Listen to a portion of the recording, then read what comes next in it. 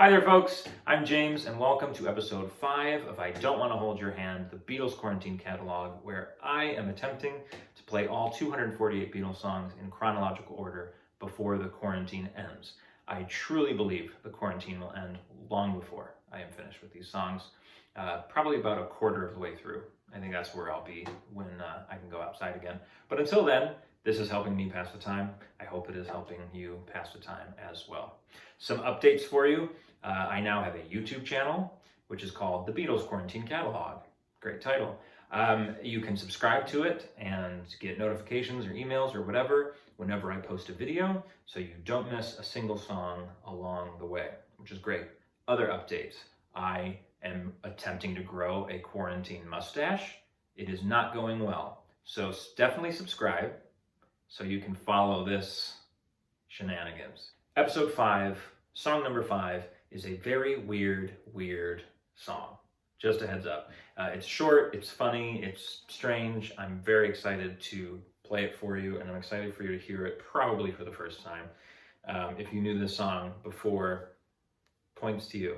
So before we get into the tune, just to set it up a little bit, I do want to talk about the Beatles' influences, the musicians that made the Beatles want to become the Beatles, because I know growing up, the Beatles were the only group in my life, and it was very important that I go back and listen to the groups that made them who they are to help me appreciate the Beatles even more. I know there were songs in the Beatles catalog that I didn't even really like that much until I heard their favorite musicians, and then I understood what they were going for and who they were imitating almost. So you can't start talking about influences unless you start with Elvis Presley. Aside from the Beatles themselves and the people who raised them, I don't think there's anybody more responsible for the Beatles than Elvis Presley. Elvis inspired them to want to be rock and roll musicians, to do everything that they did. So it cannot be said enough how important Elvis Presley and his music was to the Beatles, I think John in particular. Next up on that list has got to be Carl Perkins. Carl Perkins, a lesser known musician to the general public, I would say, but an unbelievable, legendary musician, and particularly to the Beatles. They were big fans. There are moments in Beatles songs where you can hear George doing Carl Perkins licks, which is really cool. Also on this list, Chuck Berry. Gotta mention Chuck Berry. Big influence on the Beatles. The Beatles recorded a couple of his tunes. In fact, songs that you may know as Beatles songs are Chuck Berry songs. Rock and roll music is the first one that comes to mind for me. Next up, gotta talk about Buddy Holly. Buddy Holly and the Crickets. Huge influence on the Beatles. I mean, the very first time the Beatles ever could record a song in a recording studio, they picked a Buddy Holly song. So that's gotta count for something. Next up, Little Richard. Gotta go listen to some Little Richard if you're a Beatles fan. When Paul McCartney is singing Long Tall Sally or I'm Down or any of these real rock and roll songs, he's doing his best Little Richard impression. And even Paul doesn't do Little Richard like Little Richard does. So huge influence. Go listen to some Little Richard right now and then come back and watch the rest of this video.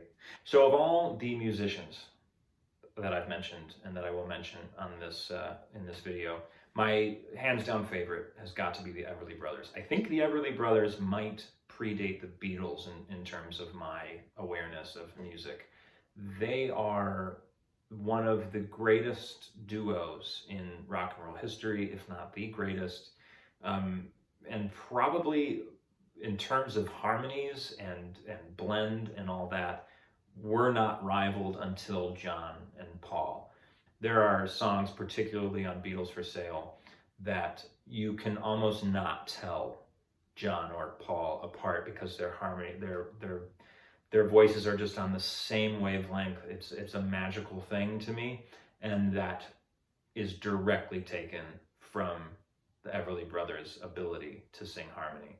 So the Beatles loved all these classic rock and roll artists, like all the up and coming groups at the time did. I mean, who didn't love Elvis back then? But one of the things that I think set the Beatles apart was they also had a love for groups like the Shirelles and the Marvelettes, these American girl groups, these rhythm and blues, doo-wop, soul girl groups. They did Baby It's You, Please Mr. Postman. They recorded their music throughout their career. Very, very cool bit of flavor that I think the Beatles had on their albums that other groups did not necessarily have. Okay, so that brings us to today's song. This is a little tune called You'll Be Mine. It's weird, for sure. It will hopefully make you laugh a little bit. I think that's what they're going for. The Beatles, throughout their career, loved goofing around in the studio. They loved making weird stuff. This is definitely the beginning of that, at least the first time we get to hear it. You can hear just the kind of sense of humor that particularly John has that will appear throughout the catalog. So this song was inspired by a group called the Ink Spots. It was an American group, a jazz vocal group that sort of helped bring about rock and roll, rhythm and blues, doo-wop, that sort of thing.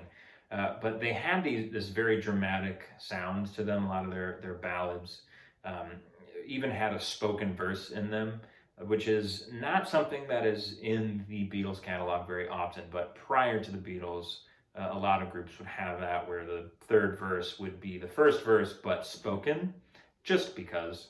And so the Beatles do it in this song in a loving mockery kind of way. They're definitely sort of making fun of the genre, but I think with love. Things to listen for in this song, aside from that spoken verse, somebody clears their throat right before the song starts. I think that's also intentional. I think it's supposed to be a joke. And you'll, of course, notice the over-the-top dramatic delivery that Paul is giving during the verses and whatnot. So yeah, the Beatles were influenced by all these groups, and I think one of their strengths was being able to take the best things from all of them, the incredible harmonies of the Everly Brothers, the lead guitar playing of Carl Perkins, the vocal acrobatics of Little Richard, Chuck Berry. It can't be said enough that the Beatles could match all these styles and bring them to one band. And they definitely do that here. So please enjoy this Ink Spots parody, if anything. Beatles song number 5 on the catalog, You'll Be Mine.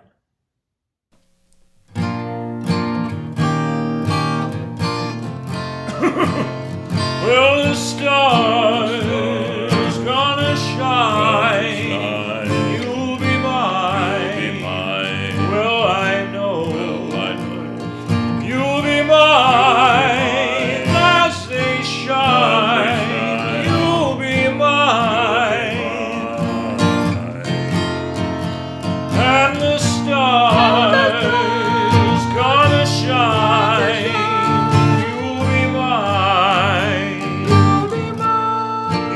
Mine, and the stars gonna shine. You'll be mine, my darling.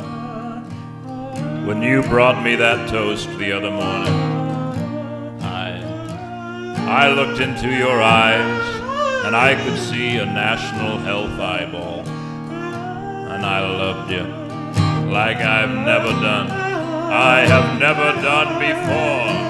Yes, the stars